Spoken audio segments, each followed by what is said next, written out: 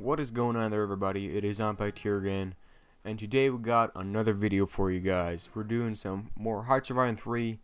The reason due to this is that I didn't feel like I got to kind of sum up the whole mass of Hearts of Iron in the previous tutorials we've been making, and plus with some motivation from you guys, I decided to make another video. So we're gonna kind of quickly go through all of these different things up here, the different tabs. And we'll kind of just skip through it to kind of keep it basic. I guess kind of this is what I should have been doing in the beginning, but I didn't kind of think of this. But this will also be a kind of more extensive tutorial. It's kind of going to be a tutorial on how to do more advanced stuff, but also how to do simpler stuff, which we haven't included in the first tutorials. And at the very end, we're going to include a little cheat thing. I'm going to show you how to use cheats. And there's how to create nuclear bombs and stuff. So we're going to start off with the diplomacy or the democracy tab, whichever the name you prefer, and we're going to talk about the three different factions. Now all these factions kind of have different traits, and some factions have like stock members that start out in the game no matter what time you choose, and some powers does not. Some power barely has any countries in them, like the Comintern. And in my opinion, I'd say the Comintern is the power you'd want to be a part of, or perhaps even control. The reason due to this is that when you're in the Comintern, you can give away free stuff to your puppet states. I'm going to talk about puppet states a little bit later, but for now, you can give away free stuff to the puppet states or even member states within the Comintern. You cannot do that in the Axis nor the Allies, and that can be a huge help. For example, you're the Soviet Union, and your friend is Italy, and you're battling, I don't know, Japan for some reason, and Italy is lacking energy, which is oftenly does. Italy needs a lot of power, and if you were in the Allies or the Axis, you would have been going back and forth like, no, I don't have that much money income. I need to sell more supplies. No, I'll have my supplies because I invaded Albania, and so on and so on. So the whole idea of in the comment that you can give away free stuff, it is really useful. Now, if you're not a stock member, if you're not a controlling member of a faction, you're either gonna align yourself to the faction, or one of the lead countries is gonna use something called diplomatic influence on you. And this will cause you to drift at a certain pace towards one of the corners, depending on if you're drifting yourself, or if there's one kind of relationship you have with the states within the faction. For example, if you have a good relationship with Germany, and along with that Germany is having a political influence on you, you're gonna start drifting towards Germany and the Axis really quick. But however, it is up to you whether you will accept that invitation to their faction or not. And that brings me to my next point, which is puppet states. We really didn't talk about puppet states all that much, but puppet states in general is just a state which it's not really controlled by you, but they have the closest political alliance to you as possible. So if you're Germany, you can probably create Poland as a puppet. So you'll have a Nazi regime, but the Polish people will have their own government in a way, and they will have their own infantry divisions, and usually like 80% of their divisions will disappear.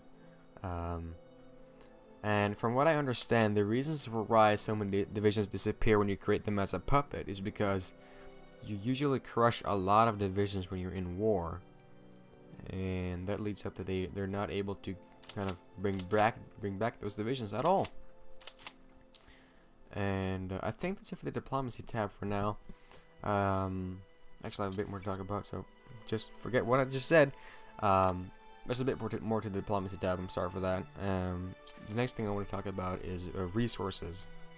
Now, resources in this game is a huge bit. Having a stable, good economy is just so vital.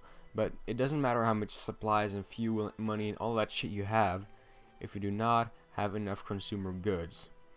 Now, you can set the amount of consumer goods you're producing every day or something like that in the production tab. and this is so vital to your army, to your command structure, to your population, just everything.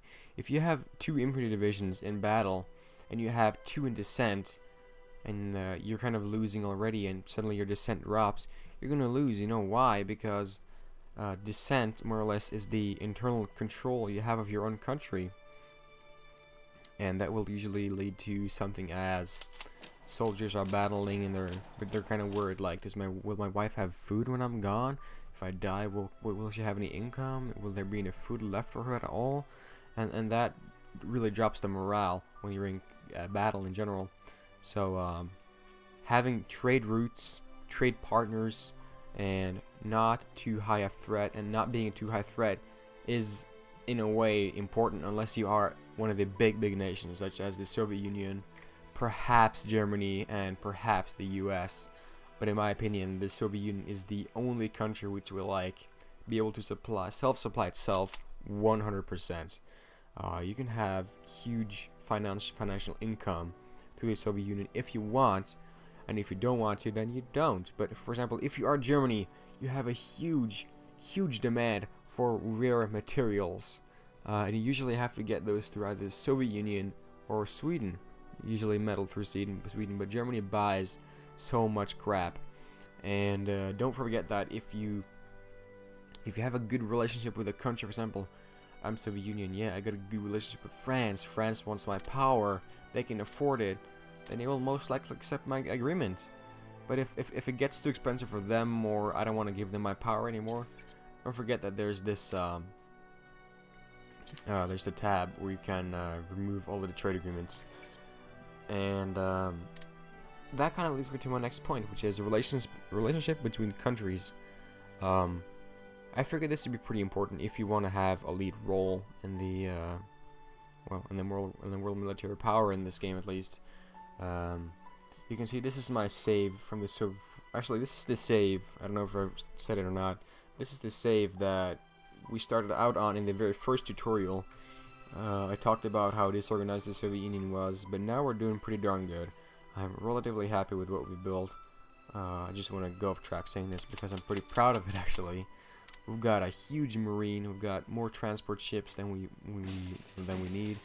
We've got transports, escort carriers. We've got aircraft carriers, battleships, and we've got quite a huge navy and lots of stuff. But anyway, that's not really what I'm here to talk about. I'm not here to brief about my Hearts of Iron save. Yeah, having a stable economy is just vital. Nonetheless, back to the relationship between countries. I think that having a good relationship with another country, depending on which country you are, of course, is in fact really vital. Say for example, you are Germany, you want Japan with you, but the thing is that Japan will not join you. I repeat, they will not join you unless you have a good enough relationship with them, and that relationship will mostly only improve if you have a trade agreements with them, or you give them military access or something along those routes. And or you can also give supplies. For example, when there's the when Republican Spain has this uprising, or nationalist Spain has the uprising in 1937, and you can choose to help one of the sides depending on what country you are. I believe it is Republican Spain for the Soviet Union, and they will give you a much better well, a much better relationship with that country, because you've helped them out in war. You've kind of saved their fucking ass. But sometimes they'll stab you in the butt like Republican Spain did. Fuck you. I couldn't. I did everything, but they would not join the Comintern. I ended up invading them. I really didn't want to, but it just goes to show you can do things a lot easier if you have a good relationship with the countries around you. Now that is all I had to say about the diplomacy tab. We're gonna include the politics and the intelligence in one tab, so we've got the production and technology left, and then the nuclear bombs at the end. Stay tuned for that. I just want to go on record as saying, good God, it's late. and I'm thirsty as well. It gets really late. It's like almost 6 in the morning.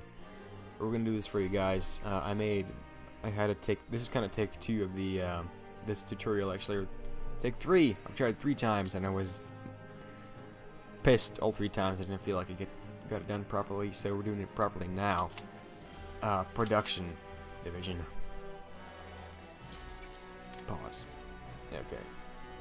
There are a lot of ways to play Hearts of Iron, and depending on which country you are will vary in what kind of unit you'll be needing. Say you are the United States. If you are the US, you'll be wanting to focus on infantry and naval units and marines and heavy ships. You're not gonna want to focus on tanks. Like like Canada isn't that big a threat, and neither is Mexico. So tanks, for example, for the US is not a big priority. However, marines and your naval ships, your ships in general, are really freaking important for the United States. And thereas getting the proper technology to acquire good units is really important. What I'm going to primarily talk about is countries which mostly fight inland. And we're talking the Soviet Union, Germany, most of the countries in Europe, perhaps not Britain. Britain mostly has naval units, I believe. I've only played them once or twice, and I did not enjoy it. Okay. Key to victory, in my opinion, is armor. In this game, get armor, even if it's just light armor, get it as quick as at all possible. Light armor along with your infantry makes it for a perfect advancing front. You're so quick, you can just slash behind your enemies and crush their entire division in one big blow. So, but remember that the light tanks get shot. They get fucked up hardcore mode once they meet medium tanks. So, my recommendation is to just gonna show you guys right here. Is getting the heavy armor. Note that the heavy armor is the slowest, or the second slowest piece of tank, or second slowest unit in the game, except for the garrison and the second slowest tank. All right, that's it. And so yeah, for example, if you're the Soviet Union, heavy tanks along with your infantry just makes for a really good package. You've got the second most powerful tanks. You've got infantry assaulting with those tanks. Okay. Just and the best. There's no real recipe for making the best unit the best unit, but the best unit that I can make and the unit that I have the most result with is I'll show you guys. Is 2 heavy armor, 2 infantry, and depending on what kind of situation I'm in, 1 engineer, 1 rocket artillery, there we go, or perhaps even tank destroyers, but I've got to be pretty desperate to do that. And talking about engineers and all these kind of support divisions leads me to talk about my next thing, which is support divisions. When I started playing Hearts of Iron 3, I sent out an entire engineer battalion, like I did. Let me show you guys. I did this, and I sent them out on the front lines to fight against infantry. I mean, if you haven't played this game before and you're looking at this like, whatever, engineer is probably good, right? No, because engineers are only support divisions, and support divisions will not fight alone, okay? So always put your support divisions along with either mechanized infantry, motorized infantry, mountain infantry, normal infantry, even tanks. It'll help it out a lot. And there are so many different types of infantry in this game, depending on what kind of financial situation you're in, and depending on what kind of unit you're putting it along with. For most of the time, I recommend getting mechanized infantry. Mechanized infantry is expensive. It's pretty damn expensive, but you get more for your money, to say the least. Mechanized infantry is really fast. It takes a while to create. It takes a while to kind of do everything with it, to train it up and stuff.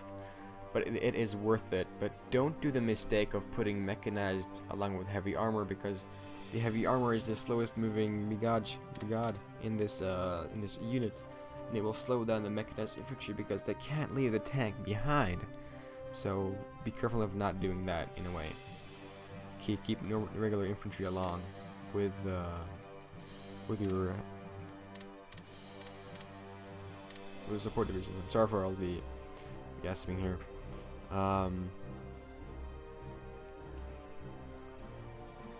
Yeah, that's what I was talking about. I'm getting fucking disorganized. In Hearts of Iron 3, or in Hearts of Iron in general, when you have different types of terrain, different types of climates, you need different types of infantry. Mountainous regions, Mount Chuko, Austria, Switzerland. Guess what? Mountain infantry is what you're gonna want. Moving up with mechanized infantry isn't gonna do you no good. Mountain infantry is slightly more expensive and has slightly worse soft attack, but they move much quicker in the hills, and they're much more efficient in the hills than the regular infantry. The entire Caucasus in the Soviet Union is originally just spammed with mountain troops, so keep that in mind. We're almost halfway there.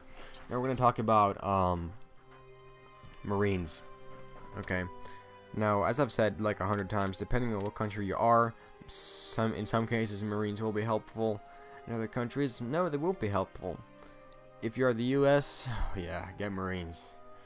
If you have anything from a rebel uprising to a full-scale standing army at your front gates, the Marines will do the job either through a sea invasion or even land combat. They will get their job done exceptionally well. So, so that's really something to keep in mind. Let's see. For you, it's been like 1.5 seconds, but for me, it's been 6 hours. I had to take a break from recording because it was 6 o'clock in the morning, or 6 a.m. in the morning, and I just really needed to get some sleep. I was just yapping too much, and it wasn't making a whole lot of sense. But we're better now, and then we're gonna, it's a bit loud, but we're gonna keep talking.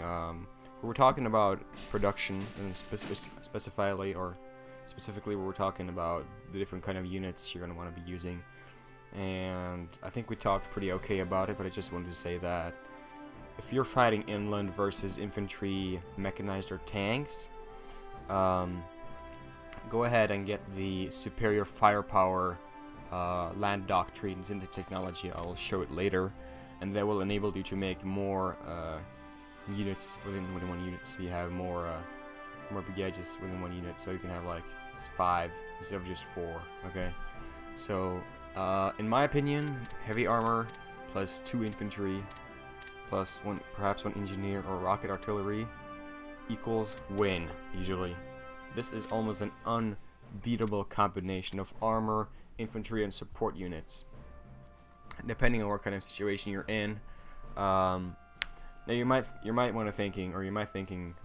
thinking like, why not put mechanized in there?